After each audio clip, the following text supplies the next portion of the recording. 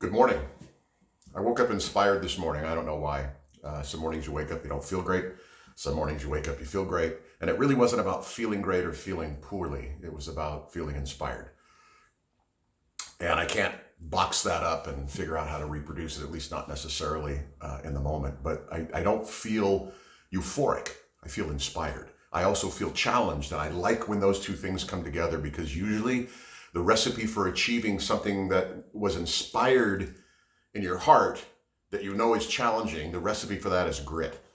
And I like things that involve grit. And this morning I want to talk a little bit about the choices I've made and the decisions I've made and the place I'm in. I have these dreams, these things I want to do. I just came back a short time ago from the Camino de Santiago, which was a dream of mine. I walked for 34 days. In total, I walked 500 miles, and I find it difficult to believe still that I did that. And I'm not trying to relive that moment because that's yesterday.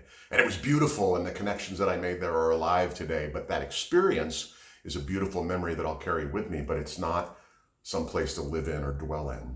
Today is the place to live in or dwell in, and I'm really inspired by that idea.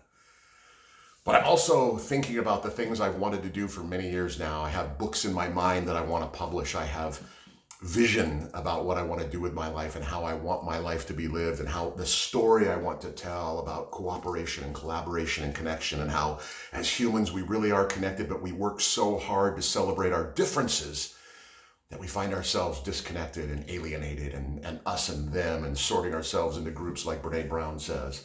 And in the end, and the result is that we're disconnected and we're not necessarily living vibrant, happy lives, and we're not chasing our dreams. And it's not because you have a bad boss or a shitty job or the circumstances or that person or that other person or the circumstances you find yourself in. It's because of the choices we make or we don't make. So this morning I made a list of all the reasons why I haven't accomplished some of the things that are really important to me. Now I've done some pretty cool stuff. I've had a great career. I've had some jobs I liked, some jobs I didn't like. I've done some things that are absolutely beautiful, and I have a laundry list of wonderful experiences in my life. But there's some really important stuff to me that I haven't done yet, stuff that matters greatly to me, and I haven't done it. So there's only two reasons why I haven't done it. I'm hesitant or fearful or reluctant for some reason, or I don't really want to do it that badly. They really aren't that important to me. Now, I know in my heart they are, but if I haven't taken action, why aren't they? So I got busy this morning and I made a list of all the people and circumstances that are responsible for me not getting to do what I want to do. And I wrote that down, and I'm going to publicly out those people and those circumstances that are keeping me from achieving my goals, my dreams, my heart's desire. And I'm going to share them with you right now on social media. I wrote them down. Here they are.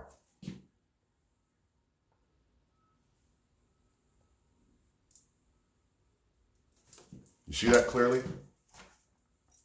There's one reason. I have to be willing to do what's required in order to achieve those things. These things require effort and commitment and heart, and they really require vulnerability. That can create apprehension, and it obviously has for me because I haven't done some of the things that I rattle off. But I want to challenge myself this morning because that's what I was inspired to do. And if by doing so you get challenged, then hallelujah. Because I would love for the energy of my life to be about encouraging others to do the things that are really on their heart to do. You know, if you've followed me at all, you know one of my favorite quotes is, do what makes you come alive. I'm butchering the quote right now, but what the world needs is people who come alive. And God, I really butchered that quote, so forgive me, but I'll repost it with the accuracy of the quote. Don't ask what the world needs.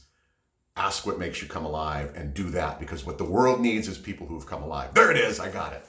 What the world needs is you and me who have come alive and are fulfilling that thing that is uniquely within us to do.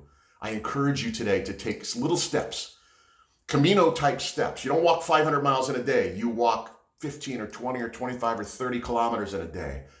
And 30 or 35 days later, you're standing 500 miles from where you started going, wow, I can do this stuff. To you and your success as you define it. Now go get it.